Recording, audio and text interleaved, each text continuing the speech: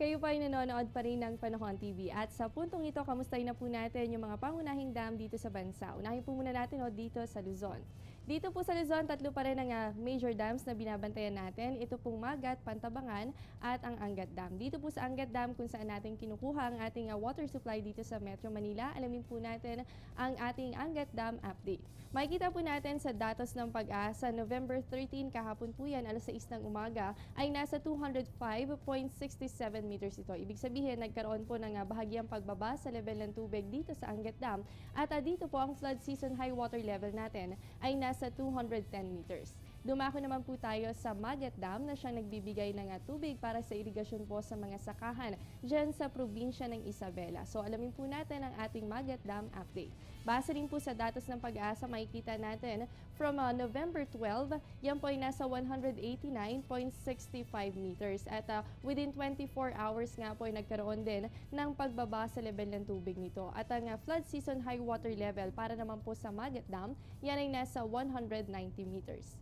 At panghuli na lamang po, dito naman tayo sa Pantabangan Dam kung saan din kinukuha ng mga farmlands yung irigasyon nila. Narito po ang ating Pantabangan Dam update.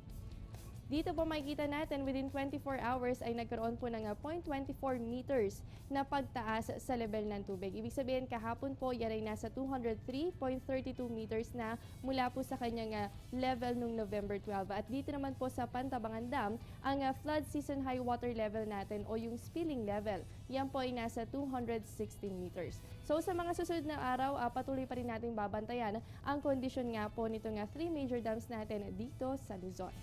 At ngayon naman po alamin natin ang lagay ng temperatura sa mga pangunahing lungsod sa bansa. Unahin po muna natin dito sa Luzon.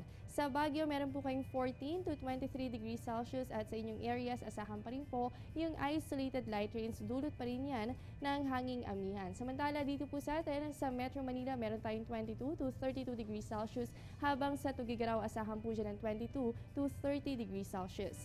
Dumako naman po tayo dito sa May Visayas. Sa Iloilo at Bacolod, meron po kayong 24 to 32 degrees Celsius habang dito naman po sa May Tacloban, asahan po dyan ng 22 to 30 degrees Celsius. At panghuli na lamang po dito naman tayo sa Mindanao. Dito po sa May Cagayan de Oro, asahan dyan ng 22 to 31 degrees Celsius at sa Zamboanga, mataas na rin po ang 23 to 33 degrees Celsius. At mga kababayan, matagal-tagal na rin po natin minomonitor o yung monitoring na ginagawa natin sa Bulkang Mayon. At para po mabigyan ng update ang mga kababayan natin kaugnay dito, ayon po sa tala ng PHIVOLCS ay nananatili pa rin ito sa Alert Level 3 o yung critical level. And within 24 hours observation, nakitaan po ito ng 1 volcanic earthquake. Ganun din po ang overall slow magma intrusions at depth. Ganun din po ang emission of white steam plumes was a moderate volume that crept downslope and drifted southwest and south-southwest. So para po sa mga kababayan natin dito sa Legazpi, Albay, alamin po natin ang magiging lagay ng panahon sa mga susunod na oras. Sa inyong areas po, asahan natin ang mataas na posibilidad ng mga pag-ulan, ganoon din po yung mga thunderstorms activity. Samantala, ang temperatura nyo po maglalaro naman yan sa pagitan ng 23 to 30 degrees Celsius. So sa mga kababayan po natin dyan, paghandaan natin ang maulan na panahon ngayong araw. Huwag po kayong alis dahil magbabalik pa ang Panahon TV pagkatapos ng ilang paalala.